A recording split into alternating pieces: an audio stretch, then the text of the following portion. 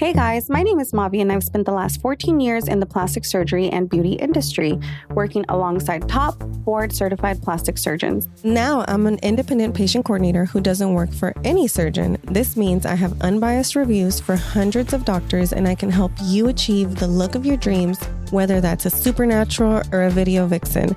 I use my professional and personal plastic surgery experience to help you look and feel your best. Join in on the fun as I talk to plastic surgery experts, friends, and real-life patients about all things plastic surgery. Should be fun. Hey guys, do I have the episode for you today? I have Kylie from Nutrition.Plastic Surgery over on Instagram here with me today, and I quickly had to plug in my phone because we were starting to have those conversations that I tell y'all about, that we get on these amazing conversations.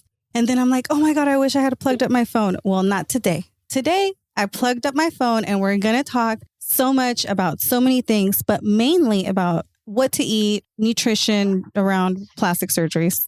I mean, it's so much. Kylie, come in. Thank you. I'm so glad to be here. But yeah, we could probably talk about this for hours because the topic is very broad. But we're going to narrow it down and we're going to give you guys some nuggets. So it'll be great. It'll be great. I'm excited. So something that Kylie and I were talking about right before I plugged in my phone was me and her putting ourselves out there in order to create this content, to create give the information that we feel is so important to help our girls, and how we understand, like I understand the mental battles that you have to go through, like in order to put yourself first and start doing these things for yourself. And every day I'm having to have a battle with myself to put myself out there, continue to push myself and put myself out there, even when I'm afraid, and do it afraid. Y'all don't know, but I mean, y'all might know. I don't like to hear the sound of my voice. You would be surprised because I don't like what I look like on video. So it's like, you don't like your voice. I don't like my video. So it's two peas in a pod. Yeah. I don't like the sound of my voice. Like on audio, like I hate hearing playback of my voice. So I try not to listen to my episodes unless I absolutely have to. So I send them off to editing and they edit it and they listen to it. And she knows I don't listen to them because I cringe. Like, I'm like, oh my God, how embarrassing. I can't believe people listen to me. Well, you had this post that you put in your stories, and it was this doctor who was having a drink with another girl, and he was, basically giving her plastic surgery in his head. He was like breaking down. And I thought to myself, I do that to myself. The more that I look at myself in video, I'm like, oh man, I could probably change my chin a little bit. I can make my cheeks a little bit different, and it's just like, we do it to ourselves. I don't think I really do it too much to other people. I really just do it to myself. I do it to myself. It's a slippery slope. That's why I've had episodes before where I'm like, you guys, I know our wish list is like 10 items long, but we have to, love ourselves and put ourselves, our safety first. We're not going to undergo 10 surgeries. Maybe 1, 2, 3. I'm okay with that. Right. But we're not going to go all in and chase perfection. You're beautiful, right. Kylie. You're gorgeous. I wouldn't change anything about your face. Well, you are beautiful too, Mavi. I would not change anything about you. Thank you. You're so sweet. Okay. So let's talk about BBLs. BBL nutrition. So this is like one of my top questions. What do I eat after my BBL, or how do I prepare for my BBL? How do I feed the fat? What to do to feed the fat? And I know you, Kylie, get the same question, and you've been really doing the deep research on this. And as we were saying earlier in our private conversation, this is all new, you guys. Like BBL recovery, like nutrition, how to maintain the fat. Like this science is like we're trying to figure out best practices, what to do. Right. And Kylie, you can take the floor because you've been doing a lot of research for us. Well, first, when I'm going to, instead of saying BBL, I'm just going to refer it to fat transfer, because I'm seeing, so many surgeries and it's fat transfer for everything. It's either it's BBL, I'm seeing breast, I'm seeing hips, you know, hit fat transfer, and I'm seeing face. So going forward, I'll mostly say fat transfer because that really is the research. But what I have found in my clients, all of my clients who've had fat transfer have had great results. It's also been, and they've been able to maintain their fat. I just want to say that. And I humbly say that, but I can tell you that I don't give them salmon. I don't tell them to eat salmon every single day. I really focus on teaching them pre-op how many calories they're going to have after surgery. And then I tell them, listen, that means that every bite you put in your mouth is going to have to count. Every bite is going to have protein. Every bite is going to have fat. Every bite is going to have calories. And so I teach them that and that's what I think I'm probably fighting the most is people want like a list of BBL foods. What I teach them most is it's not just these foods. It's really about the food, the quantity of food, and for how long you're eating them. And so we develop like a plan where they're getting all those extra calories and extra fat post-op to maintain that fat. So like you said, it's an evolving science. So it's kind of like, it's a lot of work because you're trying to figure out how am I going to give this client all these calories? Because you're going to need so many calories. So what's happening is a couple of things. Number one is people don't have appetites, right? So how do we maximize their intake when they don't have appetites? And then how do we convince them that they need to do this for like 6 weeks? Most of them are doing it for like 2 weeks and they think that's okay. No, your body is hypermetabolic for like 6 to 8 weeks after these surgeries. And so we have to teach them, listen, you're not doing this I'm going to give you like a week post-op diet. You need to be doing this though for 6 weeks. So hypermetabolic just means a increased metabolism. So after surgery, your body's going to go into something called hypermetabolism, where it's kind of like you just have an increased metabolism. You're burning nutrients faster. You're burning calories faster. You're burning fat faster. And so because your body's trying to recover from surgery.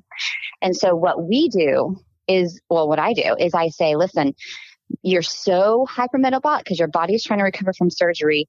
We have to give you lots of calories, fat, and protein after surgery so that you don't lose weight, so that your incisions don't remain open, so that your fat is not lost.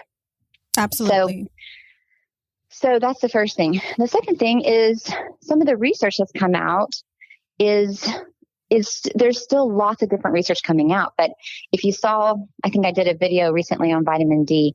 There's some vitamins that are coming out that the research is not done on humans. It's still on animals and it's still in a lab. So we have to take that into consideration. But now I start to recommend a few vitamins that have just been shown to help with fat retention. One of those, if you remember, is vitamin D3. That's been one of the most researched for fat transfer. And then there's a small study coming out about CoQ10.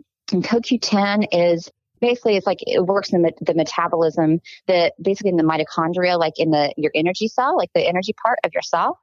There's small research about CoQ, and then vitamin C. And then there's high dose vitamin C. There's like 3 vitamins that are coming out for fat transfer. Did y'all write that down? Y'all. But what I tell people, sometimes I'm so hesitant to talk about this because people will go crazy if you don't have perfect research, and the reality is that we're not going for a long time. I don't think we'll have perfect research when it comes to fat transfer because it's hard to research, who are you going to research? It's just hard to research. They're doing a lot of research. I know ACPS here in Houston has residents through their program. And through their program, I've heard that they send a lot of samples out for testing and for studies like this. So there are facilities that are working towards research. In my opinion, if we can do something to help the fat stick around, let's do something to help the fat stick around. Like these vitamins aren't going to hurt us. We're not doing something like ridiculous, crazy, why not? If I love that point. I mean, for me, if I have 500 or 1,000 cc's of fat that is going to be maybe good enough to put back in, I want all of it to survive. So I'm going to do everything I can, which is, you guys, Bruise Juice. Do not sleep on Bruise Juice. I'm telling you, I get pictures. My girls tell me they love it. Don't sleep on it. Okay. So back to, where were we? No, it's, and that's what I say is I'm like, listen, this is small research, but it's non-invasive. It's inexpensive. It's not going to harm you.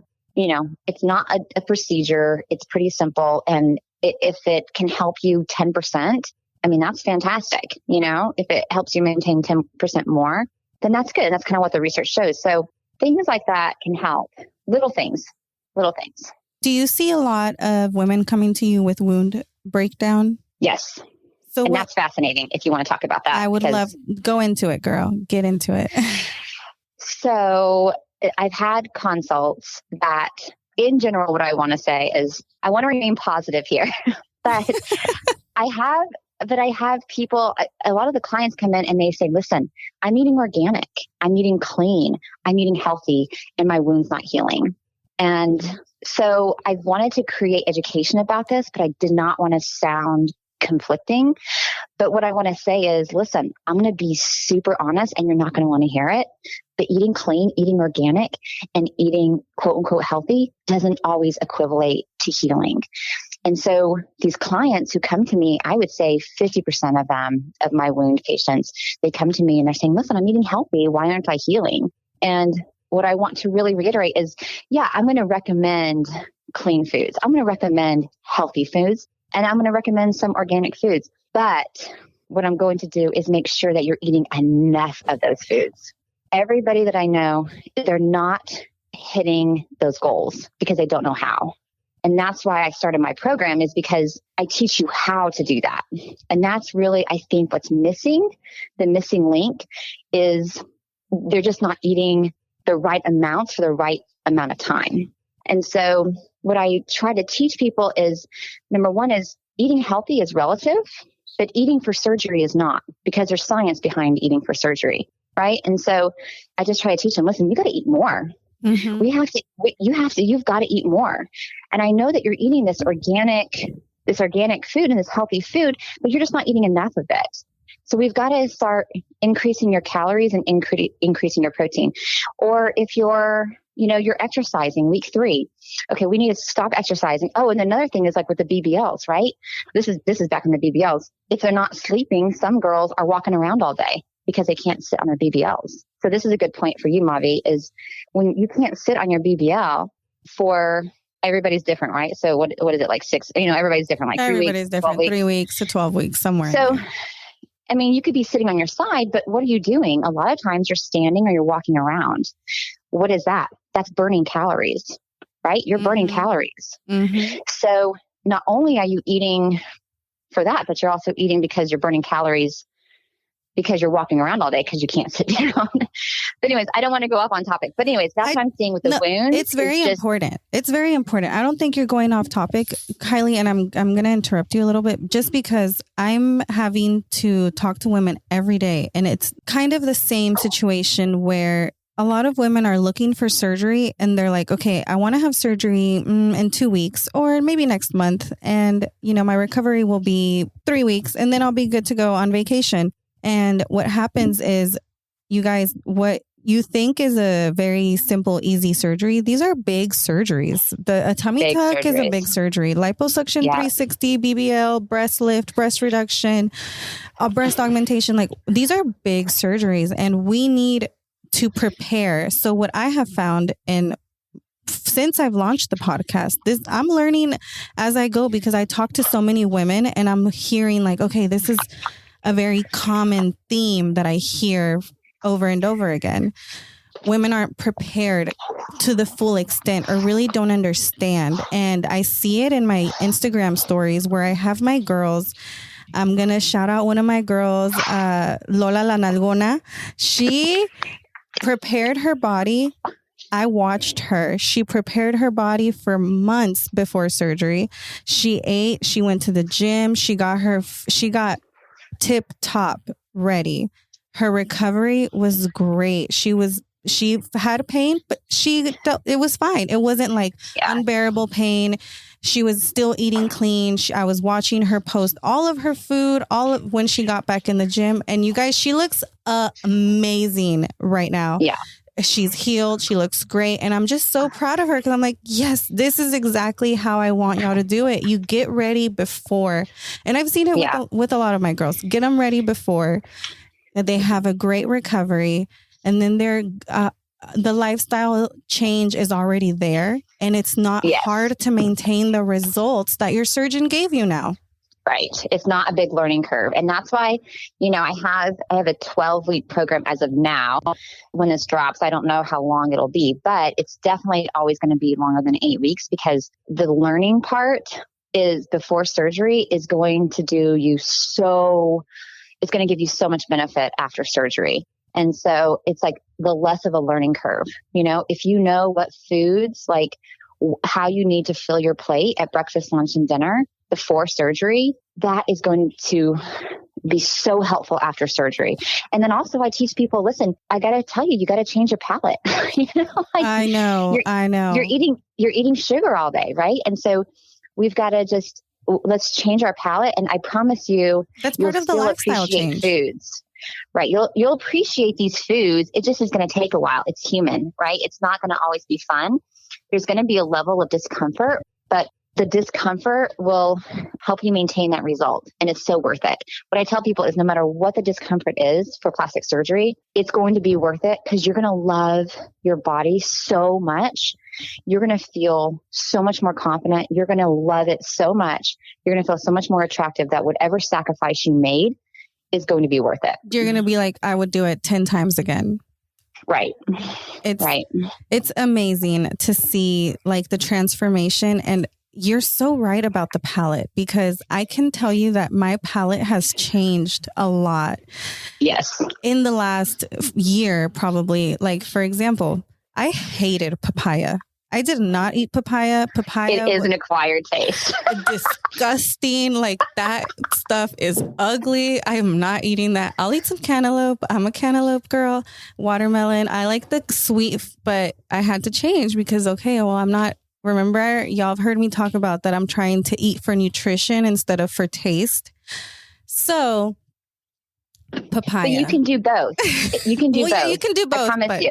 For me, I was like, papaya. It's a learning curve. And and sometimes it's a learning curve to figure out, to eat healthier. And then you figure out how am I going to, make this taste great.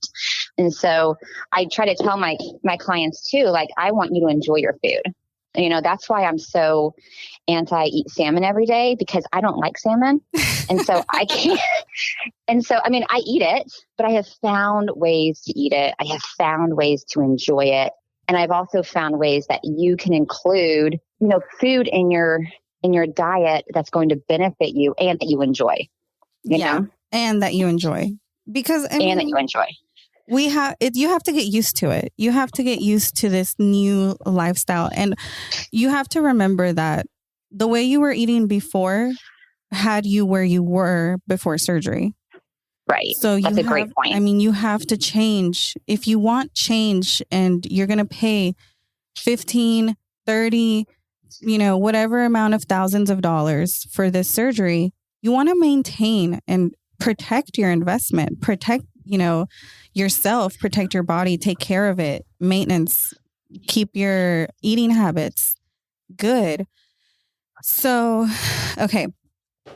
What that comes into point though, too, is when people come to me and they want weight loss, I have found, and this is kind of humbling to say, and people may be shocked, but what I kind of tell them a lot is I said, you need me, but what you really need is a mindset coach. Yes. Because they're not a therapist. They're not a psychologist. They're not going to go into your, they're not going to get crazy. You need a mindset coach because losing weight and changing some of those make some of those lifestyle changes. Some women have an emotional connection to food, while men usually don't. So women, because of that emotional connection to food, they need like an emotional, that's what's really going to change their eating habits. Not all women. I'm not saying this is all women, but some women do. So what I like to tell people is, I'm like, you just need a mindset coach to understand why you're binging. Why are you eating clean for 5 days and then binging on the weekends? Why are you demonizing one food and not the other? And a dietitian can do that, and that's what I'm going to get more trained on that as well. But for the meantime, I tell people, I'm like, I think a mindset coach would help you the best, because it's going to teach you a little bit more balance and kind of your why. Why are you treating yourself like this? Yeah. Yeah. And so that's and there's some weight loss programs that I actually recommend outside of my program, which people think I'm crazy, but I'm like, listen, I'm telling you, these people, they do a great job doing mindset and nutrition. And so can you name drop them? Yeah. College Nutritionist, hands down. She's not she's not in college, and it's just her handle that she's secured, but she does a fantastic job of, College Nutritionist. Mm-hmm. She's Rachel Paul. She's on TikTok, and she's also on Instagram. On Instagram, yeah. But I have no problems handing out things that are outside of my lane. Yes, I'm a dietitian, and yes, I teach weight loss. But if she has this program that people are seeing fast results, healthy results, and then she has a mindset portion, and that is what the women love, and she's not expensive. I can see why they love that, because I'm telling you guys, all of it is a mind game. All of it is a mindset. If you can change your mindset and how you view things and change your perspective on something, it can change your life. Yeah. So that's what I just name dropped her. I should reach out to her and be like, listen, I just told your name on a podcast. But she has like 500,000. She has 500,000 followers, so she probably doesn't care. But well, if y'all go to her, tell her that y'all heard about her on the Big Butts No Lies podcast from Kylie. Yes, because I do. I highly recommend her.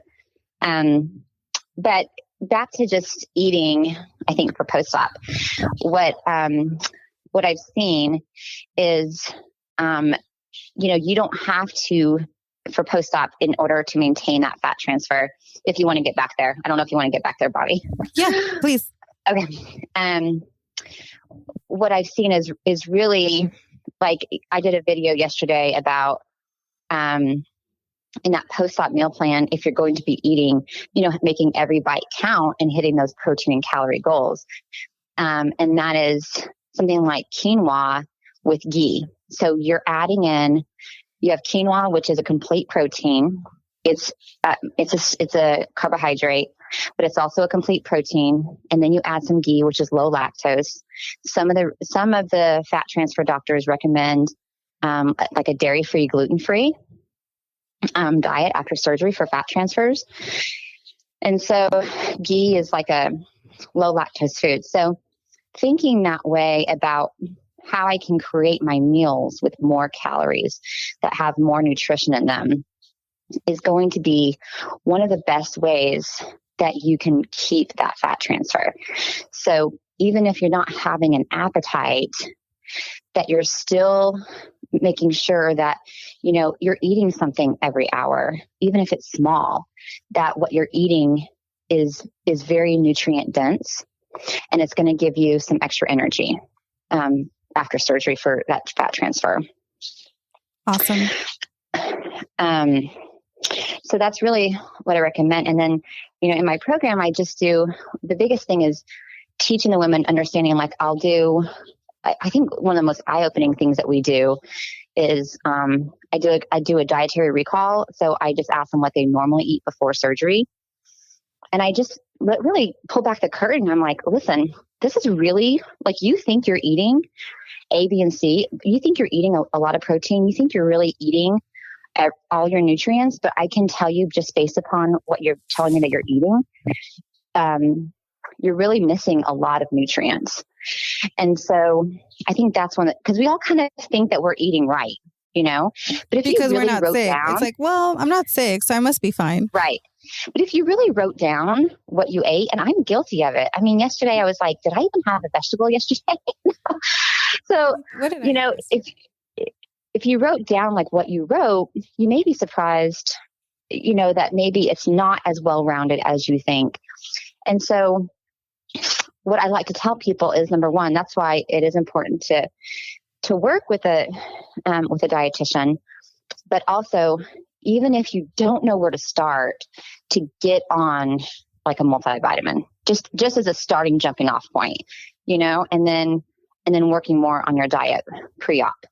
So my 2.0 formula, I need to start, I'm going to pin it to my feed.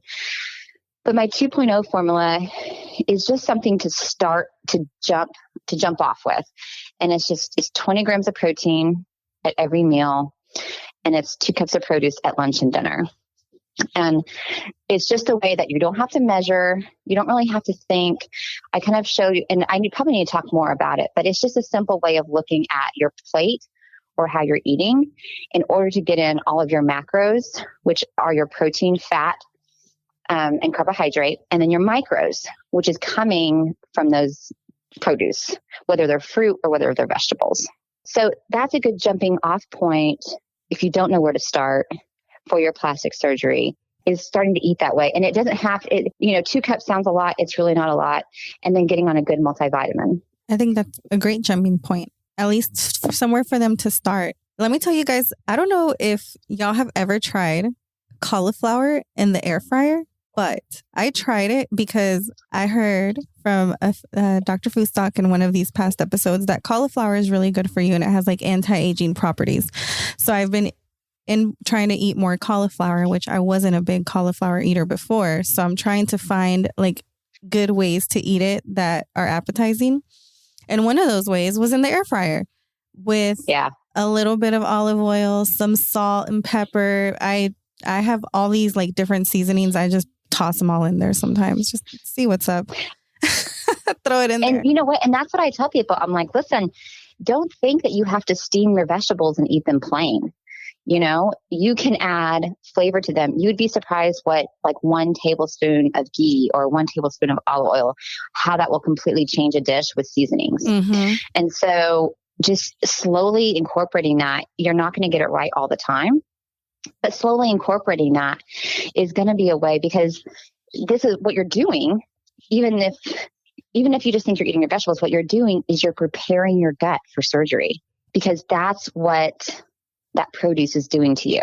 It's preparing your gut for surgery. And so we look at it as in, we just have to eat a couple of some vegetables, but no, what you're doing is that's a way to prepare for surgery. But cauliflower is great. And tell us why would you want to prepare a gut for surgery, and what happens during surgery that affects your gut? Well, so why you want to prepare your gut is, number one, the majority of us we do not have a healthy gut. When I talk to clients, when you just do any type of research, majority of people, they're having constipation, they're having gas, they have, and I'm even going to get TMI here, they have pebble poops, they have, or they're not going all the time. And that's kind of a sign that your gut's not working very well and that your diet's really not working too well. And having all the research backs up that having a variety, that old school thing of eating the rainbow, having a variety of vegetables, they break down into fatty acids, and they're going to literally help the healthy bacteria in your gut. And when you have a healthy bacteria versus an unhealthy bacteria, your body can absorb, because that's where your nutrients are absorbed, are in your gut. After it bypasses the stomach, they're going to be absorbed into the intestines, which is, part of the gut. And so if you're having healthy intestines, they can absorb all of those amino acids from the protein, and they can absorb your nutrition from your vegetables. And so when you start early of just eating some of that produce, that's a way that you're going to start maximizing your gut in order to break down your protein and absorb all your amino acids and break down your food so it can absorb all of your other vitamins. After surgery, you're naturally going to be prone to nausea and constipation and things like that. But what I like to talk about is what's important is if you're having a healthy gut, if you've kind of prepared it, we work on having like a really specific probiotic and then also some specific probiotics to help you get through surgery. That after surgery, your body can still break down that protein. You want to maximize your gut so that it can break down the protein to absorb it, so that your body can use that protein, to heal and seal that incision. And so that's what you want. That's why you're preparing your gut beforehand, so that after surgery, you're not malabsorbing. You know what I'm saying? You're not having all these gut problems, that your gut is still working to break down your food to absorb it. Now, people still do it, but, if we can maximize how our gut works before surgery, even better. And then if you're on antibiotics and you happen to have a reaction to antibiotics, we want to maximize your gut before surgery so that when you are given antibiotics, you're not going to have a yeast problem. That's you're not what I was going to talk about. Yeah, you're not going to have a yeast problem. You're not going to have a UTI. You're not going to have diarrhea, right? Antibiotic-induced diarrhea. So preparing the gut before surgery is something that I really started working on before with all my clients and then I remember having actually a BBL client and she was like, I always get yeast infections when I'm on antibiotics. And this time I did not get a yeast infection. Because can you imagine after surgery, you're trying to recover and you have a yeast infection? That's horrible. That's horrible. That's horrible. I know. Yeah. They suffer. Yeah. So that's what I do. That's why gut is so important in preparing. And that's what I do in my program is getting their gut working a little bit better so that they're not going to have that yeast and that candida and those UTIs and that antibiotic-induced diarrhea. Kylie, one thing I just came to my mind and I kind of want to touch on it because it's a conversation that you and I had before. And I think we should talk about it. So you mentioned to me, guys, Kylie and I we've built a friendship over the last year where we're like, hey, this is what's going on with my girls. What's going on over there? How are you? Well, because another thing is we're out here by ourselves. We don't work for anybody. We don't work for anybody. We don't, which is good and bad, right? It's there's good. Sometimes I'm like, oh my gosh, sometimes I wish I could, could work for somebody, but yeah. Because it's hard. Lonely. It's lonely. It's tough. It's like, I've made my own coworkers. There you go. Kylie and the Faja doctor, Dr. Grunberg. I've made my own family of my new work. So, in one of our conversations, Kylie and I were talking about how she was struggling with her package because women were like thinking it was too expensive. Oh, yeah. I love that you're talking about this. Yeah. And I think it's very important because, so Kylie, if you don't mind, we can cut this out if you don't want, but I think it's really important because I'm struggling with the same thing of women like not wanting to spend on themselves and like not really understanding that they have to invest in themselves and, it's for their best. Right. Well, and what I will tell you what's weird is that I gave in to lowering my prices and guess what happened? I did not get any more customers. I still got the same people saying that it was expensive. So it's funny because what I've had to talk to professionals and I've had doctors tell me that I'm too expensive, and what's funny is I'm like, but but they're paying you $25,000, and I understand you have a lot of overhead. I'm like, you're the one that's doing the job. So I completely understand that. But what I really want to tell people is you literally are protecting your investment. And I think, Mavi, you tell me that more than anything. I want my girls to understand that this is going to be, maybe 3% of your surgery cost. And yet I can take you through the process with significant less anxiety. You don't have to worry about an infection. You don't have to worry about losing your result. And I'm doing that for you. The surgeon's doing, his or her job, but I'm helping you go through that journey, And so I just tell people, I'm like, you've got to focus on the right things, Do you want to stay at the high end, recovery house or the $700 hotel room? Or do you want to use that money to help? And I can help you with that, like I can help you recover further than a nice hotel room. Right.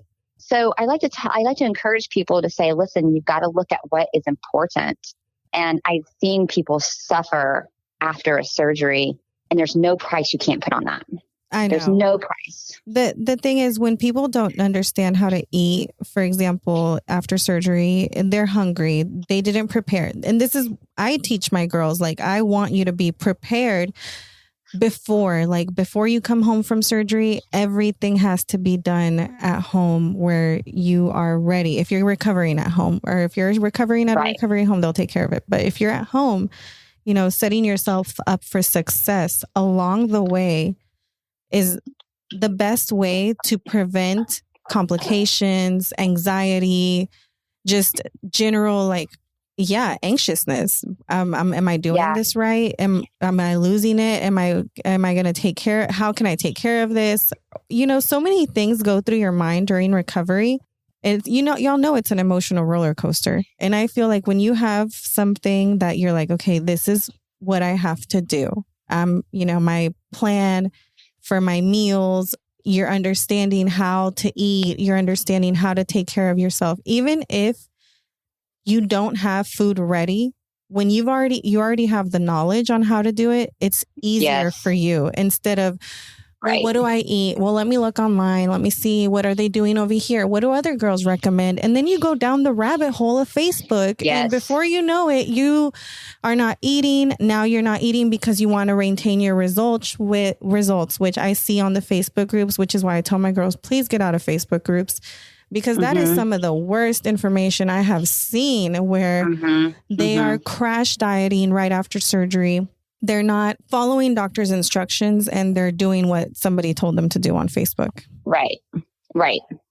And that is interesting to me, that I think they just have that trust with, the other girls, in the Facebook group. And so maybe that's why they lean towards that versus a professional. But, when I have seen women post-op tummy tucks who didn't get any nutrition help, and it's, 6, 7, 8 weeks, and their incision's not healed, and it's awful. And, then I'm like, oh my gosh, I could have talked to you weeks ago. I could have talked to you weeks, and this would have been such a better experience for you, and you wouldn't have gotten infected, and you won't have this awful scar. I mean, you cannot put a price on that. You can't. You really can't. You cannot put a price. I'm still working on my prices, what do I think I'm worth? That's what I have to say. So it's almost like a mental, Kylie, it's a mental struggle for you, and it's a mental struggle for me. What are we worth? Right? Because there's no standard. Because there's no standard. Because we are creating these positions for ourselves. I mean, not any that I knew or I met in person, any nutritionist or dietitian who focused specifically on plastic surgery. Yeah. And before my podcast, I didn't know of any patient coordinator, patient-oriented led plastic surgery podcast, like a podcast that wasn't by a plastic surgeon, that was by a patient and a patient coordinator. Right. So the faja doctor, there was nobody out there on the altering fajas for the BBLs. We are creating these things for our community, for our girls, because we're like, okay, we need this. Nobody's going to make it for us. We have to do it for ourselves. Right. So along with that is a lot of what I've talked before on the show of imposter syndrome, where I'm like, why me? Why would they listen to me? Or, all of these mental hurdles that I have to jump to put myself out there, to give out the information, to do all these things. Kylie, I know you deal with the same thing. We talk about this all the time. So much. Well, and what I've thought about from my own experience is, I think All right. When I paid $100 for something, like if I paid, so I was just thinking about a course that I paid $100 for, and it looked good. It was great. I never watched it. I got excited about it. Never watched it. The course that I paid $1,000 for, you better bet that I sat down. I took notes. I printed off the workbook. I listened. I did everything they told me to do. And my business did so much better because of it. And when you put value on a product and when you put value on yourself, then I feel like people are going to give you that respect. And so, but it's also like, me telling myself too, like, this is what I'm worth. This is what I think I'm worth. Is it still a struggle? Are my prices still changing? Yes. But I have to remind myself of that. You're not going to care about your car that you paid $1,000 for. But if you paid $30,000 for your car, you're going to take care of that, right? Yeah. You're going to do the nice oil changes. You're going to put the nice tires on there. You're going to get everything done. And so, that's kind of the mentality that I've had to have. I wonder if that also applies for women whenever they do their surgeries, and if they're paying like $10,000 or $5,000. I mean, I've seen $5,000 surgeries, $3,000 breast augmentations. Yeah. Would you value that as much as you would a $30,000 surgery? Right. Are you asking me, or you're? No, I think it's kind of that same idea, because I also notice in my patient type, my patients who are paying the lower prices will revert to their eating habits faster. Right. That's a great point. Gain the weight back a little bit. That's a great point. They will not protect their investment as much as a patient who invested $28,000. My $28,000 surgery, she is doing everything before. She is doing everything during and after. And she's in the gym because she knows she has to protect her investment. And wow, I hadn't even thought about all that. You just brought that to my mind, and I just connected the dots because it's so true. And I see it with my girls. Right. Yeah, totally. Absolutely. And then also when you talk to other medical professionals telling you that you're charging too much, going out with physicians or whatever, it really is just a matter of education. I'm like, listen, if they're spending $30,000 talking to you and having you under surgery, then they can afford it. They can afford, or they can protect their investment with an additional, $300, $400 charge. But you're teaching them invaluable information. That's going to help them. That could prevent wound delay. That can help their fat stay. If you're paying $30,000 for a BBL and you have limited fat, why would you not do all the things to make limited fat stay? Right. And it's not just as in, everybody has to get the $30K surgery, but it's having that mentality of, okay, what is a sacrifice? What the price point? If this is a sacrifice to me, then I'm going to do the work. I'm going to do the work. And so that's kind of what I've seen too, is when I've struggled with, should I lower my prices? I've just noticed that, everybody's like, no, don't you dare lower your prices.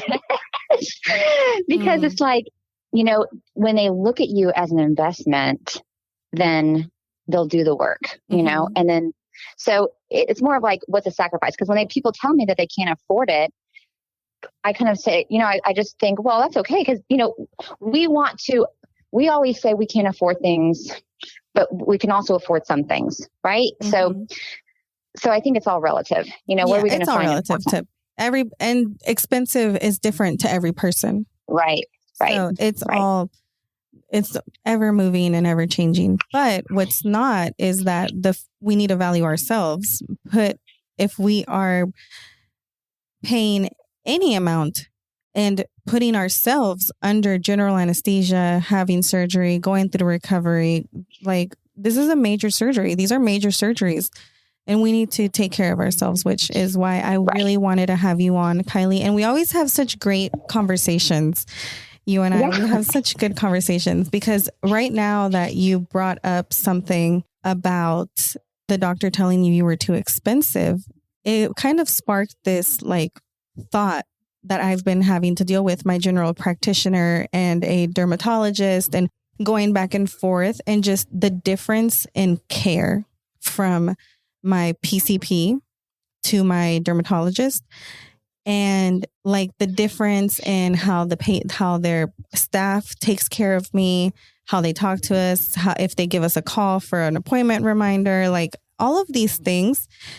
And I feel that employees or workers in doctors' offices who are paid low, I mean, what incentive do they have to go above and beyond for their patients? Right. They don't. Right. And the patient and the employees or workers of higher, where you know they're higher priced facilities and they're getting paid, they're better paid employees, and they're taking the extra steps to take care of their patients. They're taking care of you. They're taking care of you.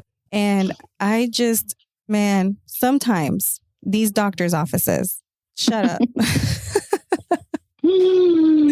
I was in there, you guys. I was in there, I have 3 things that I want to include in this episode, even though they're like completely unrelated, because I have to talk to y'all.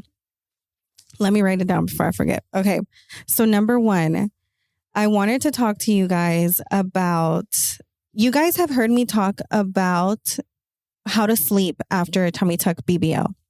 I've told y'all about my throne and my, I set up the pillows like I'm a queen or a princess, and I have all these pillows around me. Well, I found by accident, I don't know how I found this girl, but I'm so glad I did, because her Instagram, she's on Instagram as the post-op pillow or the post-op throne or something like that. I'm going to have to tag her. I feel terrible not.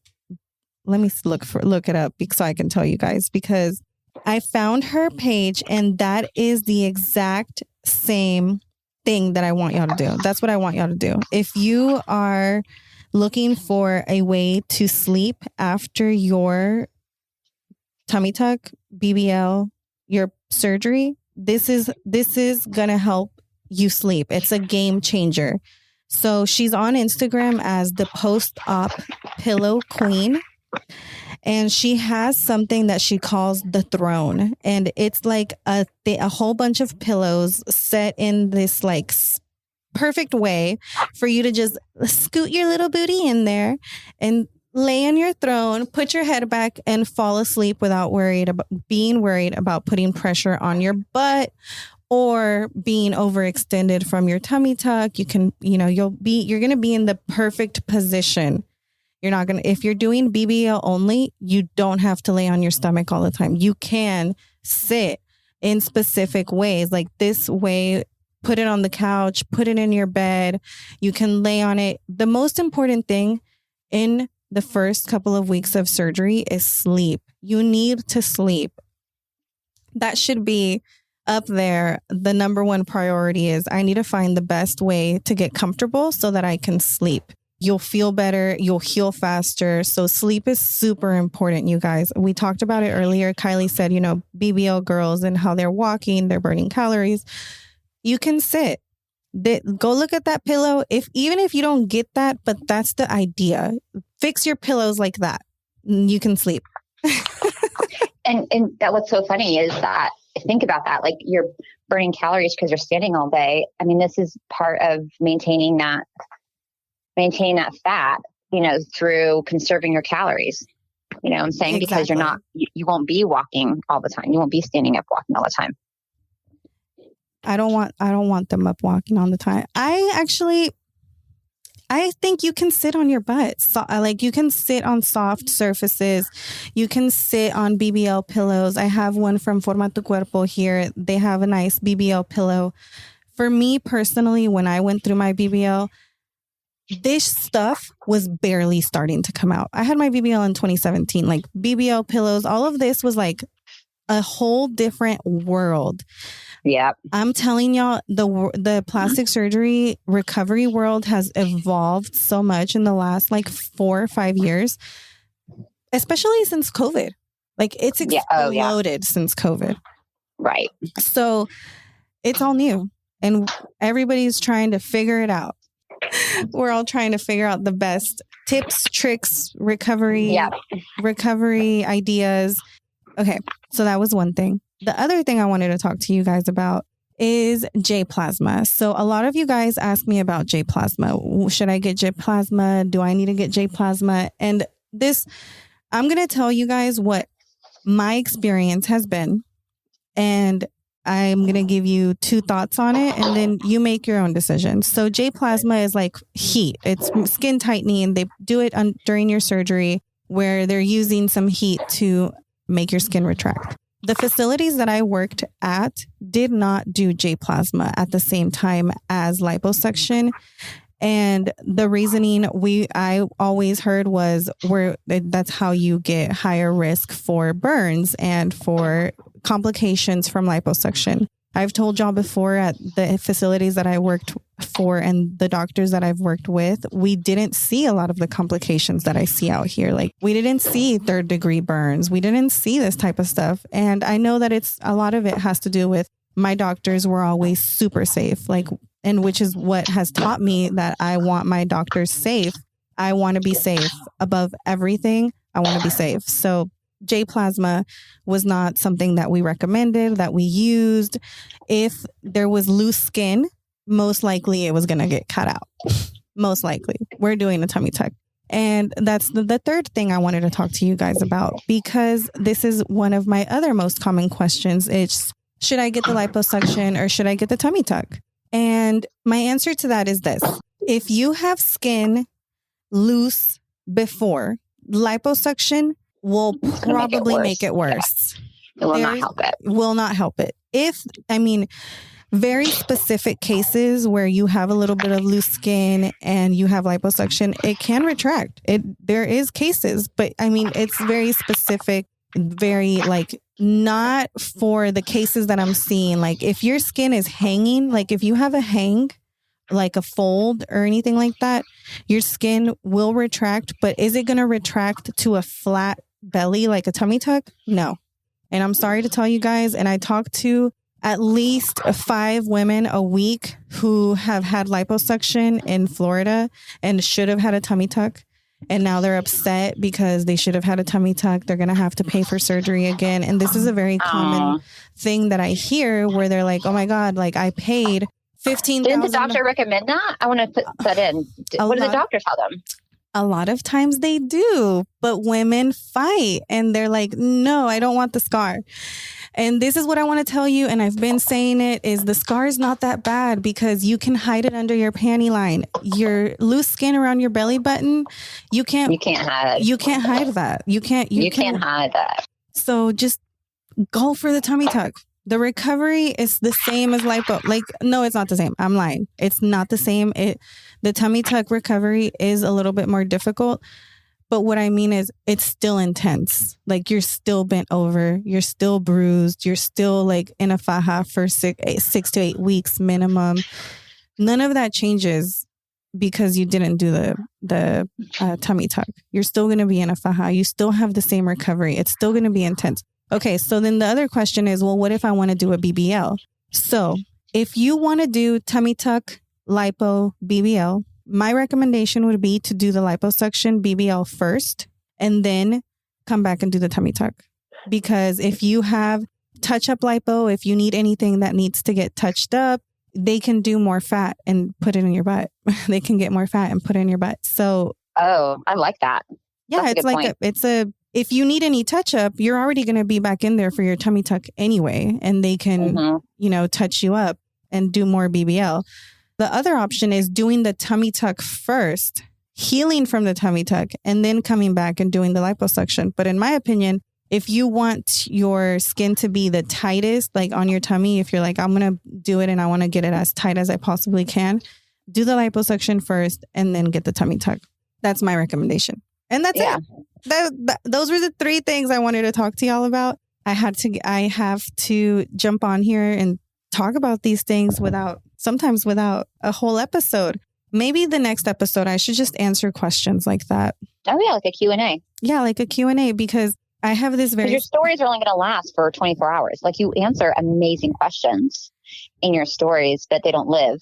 I know. So that would be fantastic. You guys, I want to go on TikTok and I'm so scared. I'm such a chicken. Instagram was a leap for me, because As much as you guys want to, like, I don't know how y'all think that I'm not shy, but I'm very shy.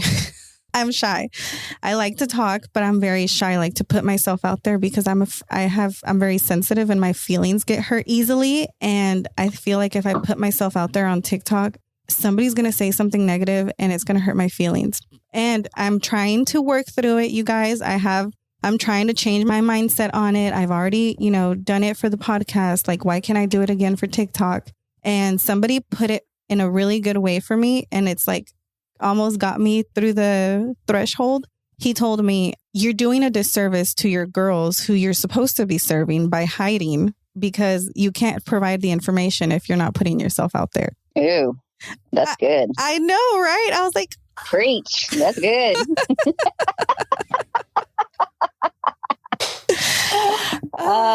So that's true. Okay. I'm trying to get on TikTok and I'm just doing I just do the questions, I just do one-liner questions.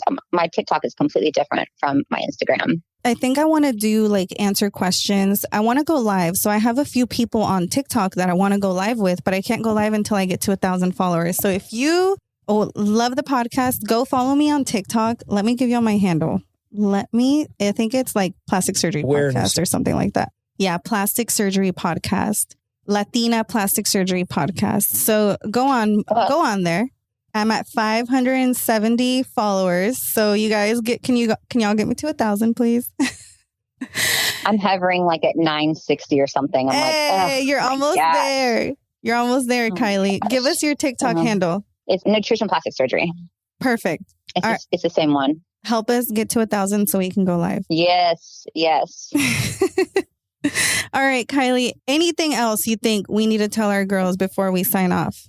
No, I just want to remind them that regardless of any kind of surgery, that sounds cliche, but I just want to tell these women, I'm like, you are still so beautiful. I want you to always see yourself as beautiful before, during, and after surgery. And to love yourself and to go out into the world with confidence, that will do more for you than anything else in life, because people are attracted to confident people. And so even if we don't feel confident, right? You fake it till you make it, girl. Fake it till you make it. Yeah.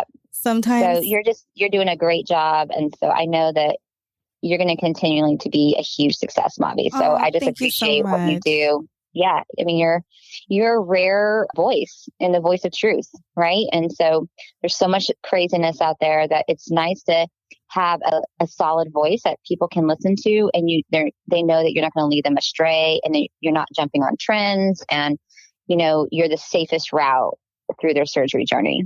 So thank you so much, Kylie. That was awesome. You made my heart so happy. You made my day with that.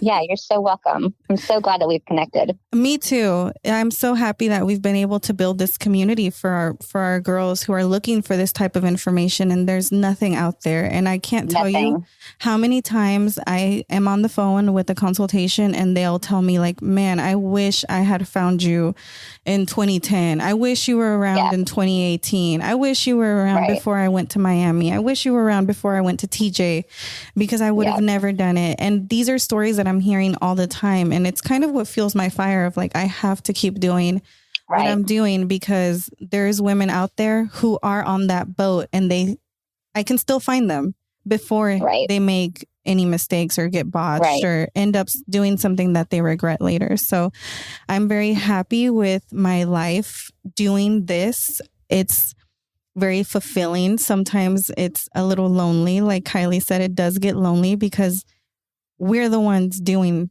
we're here by ourselves doing the work, trying to figure out what do you guys need? What can we do better? And always trying to grow and evolve for better results for everybody to be just happy. Cause I know how my plastic surgery, you guys, changed my life. Yeah. I'm not playing. In 2017, when I had my tummy tuck, so I was which I don't think I really have ever gone into my journey, but I mean, I'll go into it right now. Do it, girl. In 2017, when my son was 1, my daughter was 3. So no, my daughter was 4, my son was 1. I was like, I'm not having any more kids. I'm done. And for a long time, I had already been unhappy in my marriage, and I didn't really understand why. I thought maybe it was me. Like, I'm not happy. Like, I wasn't happy in my marriage for a long time, and I wasn't planning to kind of do anything about it. I was just like, okay, I guess this is how it is. I'm doing what I'm supposed to be doing. I'm being a good mom. I'm being a good wife. You know, I'm happy at work. I'm happy with my friends. Like every other aspect of my life, I was happy except this one part. So after my surgery in 2017, I thought things are going to get better because I'm going to look better. I'm going to look hotter. I'm going to be more attractive. He's going to be more attracted to me. Things are going to go up from here. And maybe a little bit. It was nice while it was new. And then everything went right back to normal. And I became even more unhappy. And then I realized, like, I was like, okay, you know what? Maybe it didn't have anything to do with how I look. Maybe it's something else. And I was like, you know what? I'm going to go to therapy. And I started going to therapy. And through therapy, I really discovered a lot of things, a lot of reasons why I was doing things or why I accepted things that I shouldn't be accepting. And it made me grow. And through that growth, I was able to believe that I deserved better and be able to file for divorce and believe that I could do it. And, you know, think in my mind, I can go through this. I can do it. And I don't know if you're married or if you've been divorced or anything like that, but going through a divorce it's trauma. The most like traumatic experience you can go trauma. through. It's trauma because like people minimize it, but it's trauma. I mean, that's really what I like to say is like, it is a traumatic experience and people minimize it. And I'm like, no, this is traumatic. It really is. And, you know, for me, during my whole divorce, my whole process, like till this very day, my number one priority are my kids and my children and making sure that my kids are good and that they're happy. So I think that really helped me make decisions through my journey of like, for me, as long as I'm doing the right thing for my kids, I know I'm going to be okay with that. If my kids are good, I'm going to be fine. If they're not good, then I won't be fine. So I was able to go through my divorce, believe in myself, believe that I deserved better, believe that I could, you know, find somebody who could do the things that I wanted. Ended up quitting my job in the middle of the pandemic, launching the podcast, going full force through all of this. And I've told y'all before that, well, like, why didn't I do it before? And it wasn't because I didn't have the knowledge or I didn't have the expertise or the experience or any of the resources to do it. I could have done it, but I didn't believe I could. I didn't believe in myself. I didn't believe I had anything worth for people to hear or, you know, valuable enough to put myself out there. And through a lot of mental work, self-help, self-development, listening to podcasts, reading different books, which I mean, y'all have heard me talk about the books I've read, and really change myself from the inside out. And now, like, okay, now I'm like, okay, my inside feels how I feel on the outside. Like I feel happy on the inside and I feel confident. That is so beautiful. I think that's such a beautiful thing to say is how I feel on the outside is how I feel on the inside. That's something that's incredible to say about yourself. Oh, thank you. Well, but I've never heard that before. So it's like, I mean, because I've known, and I actually had this conversation with a friend of mine recently where she was going through an emotional breakup. And I was telling her like, hey girl, like, don't think that I have not been there. I've been there. I've been there where I thought I'm not pretty enough. I'm ugly. I'm not attractive. I'm not worthy. And slowly convincing myself that I am pretty. I am attractive. I am. Why was I convincing myself that I wasn't when I am? And it wasn't until I am beautiful. I am worthy. I am. And I was able to slowly, like, if y'all have not done affirmations in front of the mirror, you're missing out. because words are powerful. Words will change. Yeah. The first time that I stood in front of the mirror and I told myself, like, you are worthy. Oh my God. Like, I still get chills. Like, did you just cry? I think that's very emotional.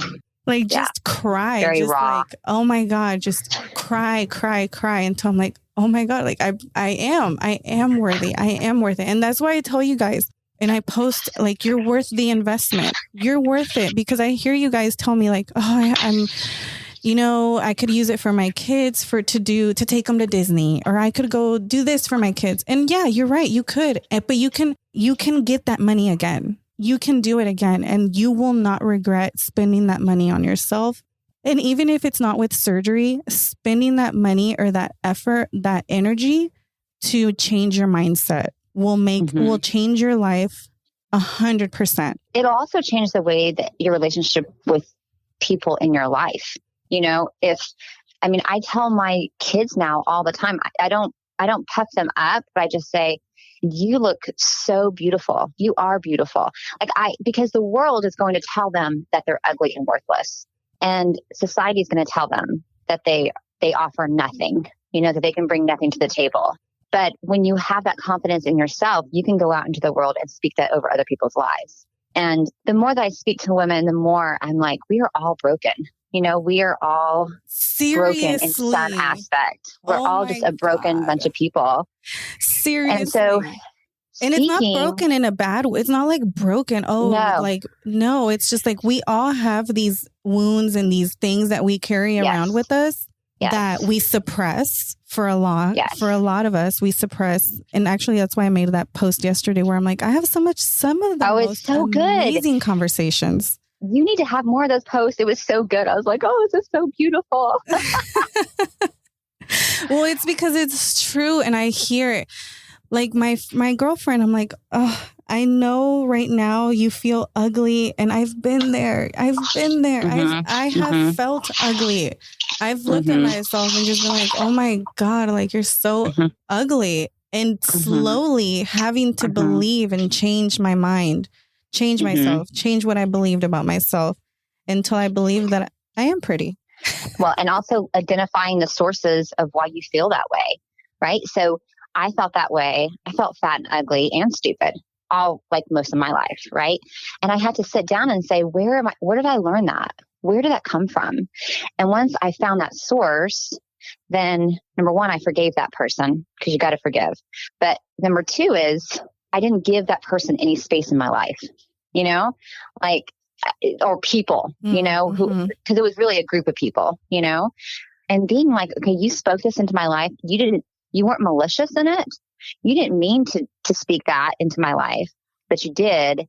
I forgive you, because I'm not going to live in bitterness, because that's going to make me ugly. Right? But number three is I'm not giving you space in my life, you know, and it's not just, sometimes it could be one person, right?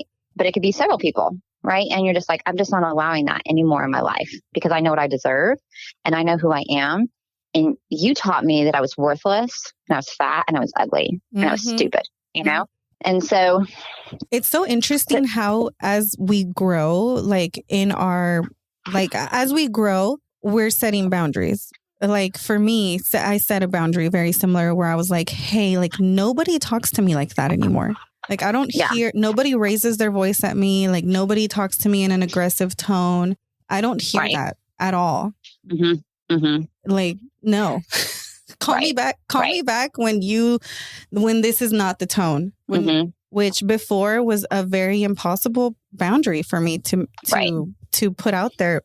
Boundaries were very difficult for me in general, period. At work, at home, like saying no was very difficult for me. And now I've learned how to say no. I'm having to learn how to say no to protect my peace. Right. And what you're doing is you're teaching your kids, you know, we're teaching our kids how to behave. We're teaching our kids how to respond. We're teaching our kids when we act like this, you know? And so, you know, you're changing generations by not allowing people to walk all over you. You know, that's what you're literally doing. You're changing generations ahead of you because of how we respond. Thank you, Kylie. I do forget that. I do forget about that sometimes because you're right. One of the things that I didn't realize, but I've realized now was that even though my parents were very loving and caring and I never needed anything. I've had everything I've ever needed my whole life. I don't think I was hugged enough. Yeah. Yeah. Yeah. No, I mean, most of our hurts and brokenness come from our families, come from our parents. Like, I told my mom, like, Mom, did you not hug me? Like, she was always at work. And, you know, for me, you must have been a child of the 80s and 90s. Yeah, I was a 90s kid. Like my parents were at work. I was at home. Yeah. Yeah. Yeah, I know. And that's, you know, and that was me too. Right. And so that's part of feeling rejected, even when you can't identify that you were rejected. So it took me until I was 40 to understand that my problem was that I felt rejected by them. And they didn't mean to reject me. Right. But they prioritized other things instead of me. Mm-hmm. And that inadvertently made me feel rejected. And then feeling that rejection, but I wasn't able ever to identify that rejection. That's where my self-esteem suffered. That's where I felt unworthy, you know, little things like that, which does scare you as a parent now because you're like, oh my God, I'm going to screw up my kid. I'm not going to screw up my kids. Right.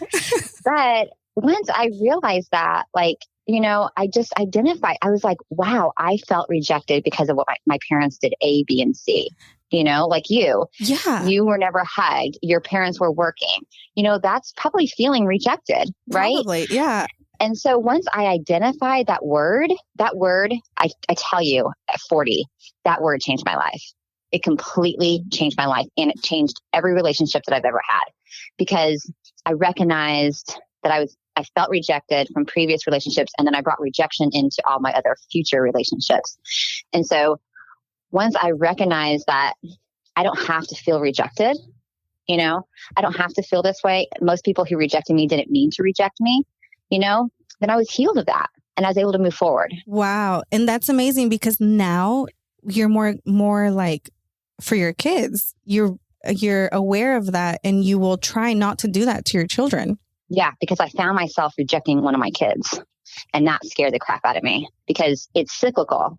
Right? You're like, when I look back at my family and I look at the generations of my family, I'm like, wow, I felt rejected. And then it goes back. I thought about my family history and it went back 4 generations. Wow. Of rejection.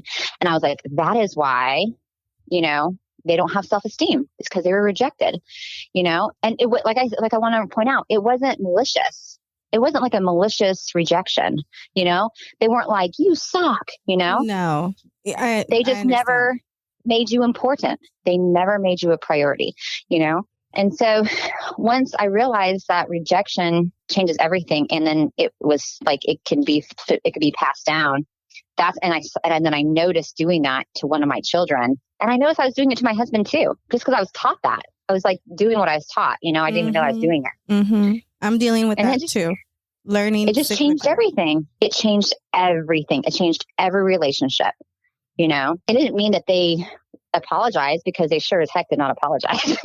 They were like, I was amazing. What are you talking about? I'm like, well, I don't know about that. That's you know? Such a thing though. Like I've talked to my parents or to my mom where I'm like, oh, well, you know, you did this and this wasn't right, Mom. And she's like, oh, well, I did my best. Yeah. Like they don't care. I was actually in this Bible study and they were like, how did your parents respond when you were struggling with something? I was like, my parents didn't care. I mean, like my parents were just like, suck it up, buttercup, you know? Mm-hmm. I was like, you know, come on now. Like, you know, they just kind of brush it off, you know, they're like, do the best I could. Oh, well, move on. Yeah. It's so funny. It's so funny now to be like, yeah, this is why, Mom. This is why. Yeah. And they're like, suck it up, buttercup. I don't care. I did my best. I did my best. Move on. Oh, but don't with my kids. She's a completely different mother.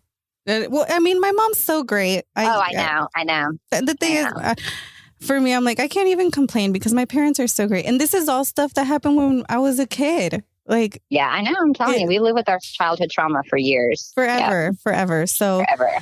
Kylie, it's always so great to talk to you. I'm so happy to have you on. And, you know, this is the first of many. Oh, yeah, I have a million topics to talk about for nutrition. So believe me, Let's do reach it. reach out and we can do it. It'll be great. My girls love it. I know if you're listening to this episode and you love this type of content, send us a DM. Tell us, this is what I like, because I think this is what you like. Oh, yeah. And tell me too. Like, I tell all my girls, like, listen, like, DM me any questions. You know, sometimes people are so silent on my lives. And I'm like, will you guys please, you know, ask me any question? No question is stupid. But you know what, Kylie? A lot of times it's not that they want to ask questions. They just want information. Like, they're just ready to absorb as much information while they prepare to get for surgery, just like to have in their mental Rolodex of like, oh, I learned about this. You know, It's kind of like overload. At least for me, when I watch lives, I'm just listening. Like I'm listening. So I'm not going to take it personal when people never ask me questions. Don't take it personal. No, if they're watching, if you see that they're watching, they're just absorbing the information. Yeah. Okay.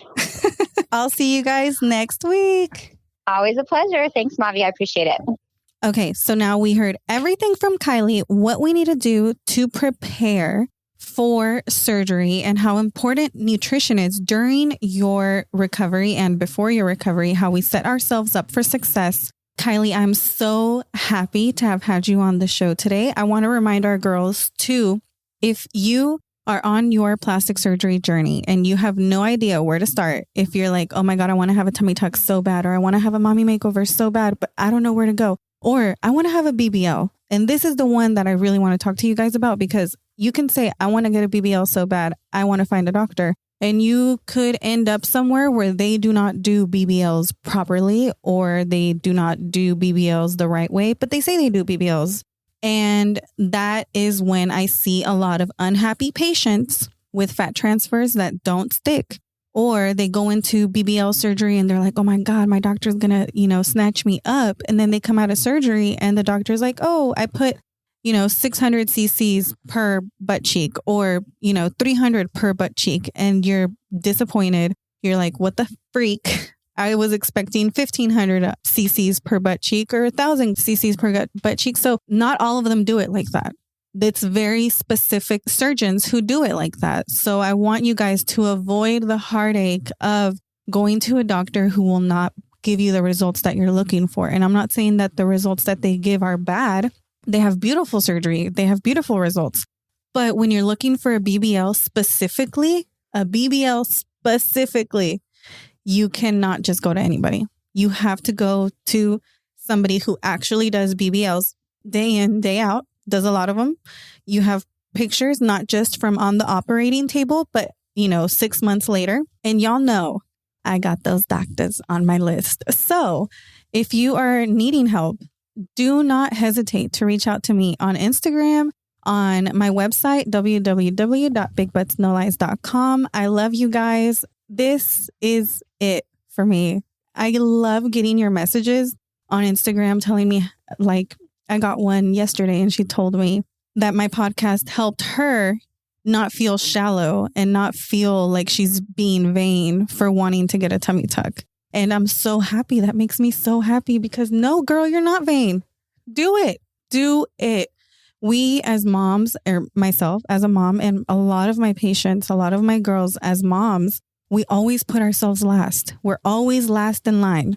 And this is me telling you, it's time to put yourself at the top of the list, because the better you are, the happier you are, the happier your family is, the happier your kids are, the happier you are at work, the more successful you can be. And it doesn't mean you have to have surgery. I mean, invest in yourself, in your mental health, in your nutrition, in your body, in your skincare, in your education, in your experiences. Spend your money on you instead of on things. Don't buy. Do you really need a $1,500 purse, or should you spend that money and learn something, take a course, or invest on some skin tightening treatment that will rewind 10 years off the clock?